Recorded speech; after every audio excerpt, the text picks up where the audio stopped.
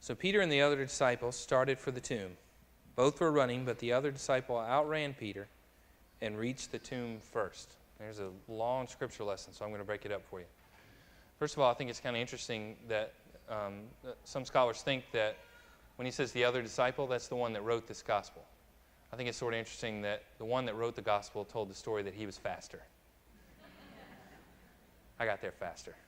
But he's also honest because he knows that he's scared. Now, Peter, if you've ever heard of Peter, Peter is not if Jesus is walking on the water, Peter wants to walk on the water. If Jesus is teaching, Peter wants to teach. If the student that raises their hand when the teacher asks a question first, there's Peter.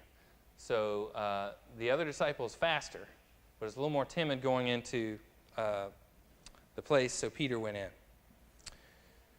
He bent over, looked into the strips of linen lying there, but did not go in. Then Simon Peter, who was behind him, arrived and went into the tomb.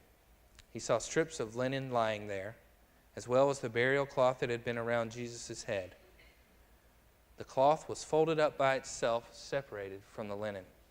Finally, the other disciple, who had reached the tomb first, also went inside. He saw and believed. They did not understand from Scripture that Jesus had to rise from the dead. What I said to the children, that Jesus told them all along that this was going to be the case, but they struggled mightily to listen. Now, what's at war in between your ears as you're trying to hear what I'm saying? What you're going to do this afternoon? What needs to be done? What sports are on? What's for lunch? Logistics of family, logistics of travel back. These are the things that come into your brain as someone is talking to you for an extended period of time. Jesus told them that this was going to be the case, but they were just kind of walking along, not listening. Now, it's a significant thing there. They did not understand from Scripture that Jesus had to rise from the dead. How many of you like to watch the last 3/4 of a movie? How many of you, worse than that, like to watch the last quarter of the movie? You ever go into the movie with the 15, 20 minutes left in it? Or flip it on TV? The only way you can do that is if you've seen the movie 600 times, and your wife hopes that you will not notice and keep flipping past it, but you know that at the end of Bullet, there's the scene where the guy drives through San Francisco in the car, and I'm watching that. Deal with it. That's the only way you're going to watch the end of a movie. Well, the New Testament is the last quarter of the story. You don't have to absolutely understand the Old Testament to understand it, but there are several implications where they say in the Old Testament, the one that's coming, the one that's going to save us, and then fill in the blank. These are the things that are going to happen. That means that there are several people, there's 50, 75, 100 people that claim to be the Messiah. And as I've said to you before, if you were walking into Walmart directly following worship to get chicken for lunch and someone claimed that they were the Messiah at the door, you would go to the other door. You would avoid them. You have to understand there wasn't just one person claiming it that was Jesus. There was a number of people trying to capitalize on that sort of thing, saying that they were the Son of God.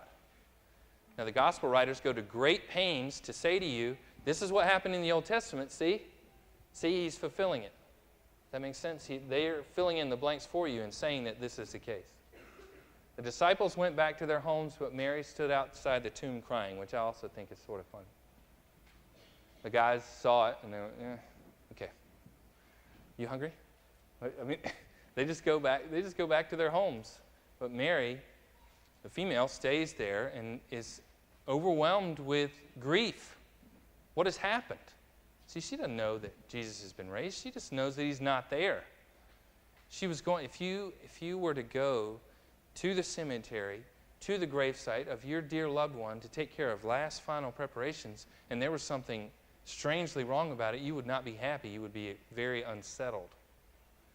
That's the nature of this picture here. As she wept, she bent over to look in the tomb. She saw two angels in white seating where Jesus' body had been, one at the head and the other at the foot. Well, this is sort of comforting. They asked her, "Woman, why are you crying?" "They've taken away my Lord," she said. She thought that the enemies had come and taken Jesus just to add one more awful thing to the story. I don't know where they've put him. At this, she turned around and saw Jesus standing there, but she didn't realize it was Jesus. "Woman," he said, "why are you crying? Who is it you are looking for?" How about this sentence? Thinking that he was the gardener. Thinking that he was the gardener. She said, "Sir, if you've carried him away, tell me where you've put him, and I will get him." Have you ever been so convinced that something was not in a room that you could not find that thing in the room? I know my keys aren't in there. They're sitting right there on the counter of the kitchen, but you know for a fact that they're not. You know that you set them down in your bedroom, so you walk right, men particularly, will walk in a room and just glaze over it, right? I personally have to get Katie to look for whatever it is, and she finds it in an instant. Because I'm completely unwilling to think, well, there's no way it's in there. So I don't even recognize it. She's thinking to herself, there's no way he's in there. There's no way that this is Jesus, so she can't even recognize it. Now, we don't know anything about his appearance. It could be drastically different, and so she couldn't recognize it. But you know, at least part of it is, she knows for a fact he's not there, so she doesn't see him. Jesus said to her, "Mary." You ever recognize a person's voice on the other end of the telephone? You just know it. You know, a child will turn towards the mother's voice, towards the father's voice. An animal will turn towards the owner's voice.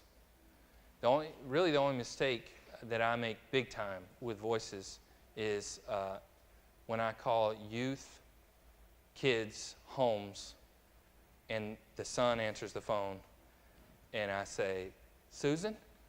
And he goes, "No, this is not Susan." And I say, "Dang, I'm sorry. I know how that feels, and I hate to do it to you. I apologize. I will probably do it again." She hears him speak, and so she knows it's him. You know, when you recognize that voice, it's a tremendous thing. She turned towards him and cried out in Aramaic, "Rabboni," which means teacher. My beloved teacher is here. He's not gone. He's not abandoned. He hasn't been taken. Now, my good friend Brad Gray's a minister in Columbia. Reminded me of something that we learned in seminary. We talk about occasionally, but it's just not talked about a lot, so it tends to slip your mind. 3 days. I told you the Old Testament builds into the New Testament. There are 12 to 15 stories, if not more, of something happening for 3 days. Now, this is Jonah. Jonah's people have been punished by the people of Nineveh over and over and over again. The Gators have beaten the Bulldogs for 15 years in a row, and finally, the Bulldogs had their chance, for instance, just so to speak. And God says to Jonah, if you don't go save those people, I'm going to punish them in a way that they will never forget. If I don't go and save the people that have been brutalizing me, you're going to punish them in a way that they'll never forget. Yeah, well, that's not happening, Jonah says. He gets on a boat and he's out. Storm comes up, he's tossed into the water, and a whale gets him.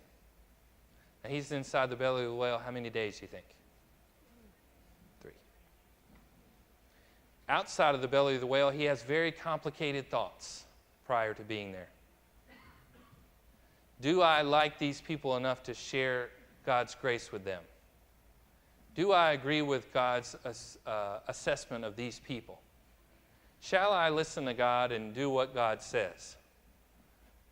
Those 3 days give Jonah an interesting opportunity to have very simple thoughts. You're right. You're right. That's all. Once he's in the belly of the whale for 3 days, he just says to God a very simple thought. You know what? You were right, probably. You probably had the better idea on this. And when you get away from TV, when you get away from family, when you get away from work, and you have just simple, quiet time, which happens what? Good 2-3 hours a day? Is that what y'all get? Y'all get 2, 3.5 hours a day? Just simple, quiet time?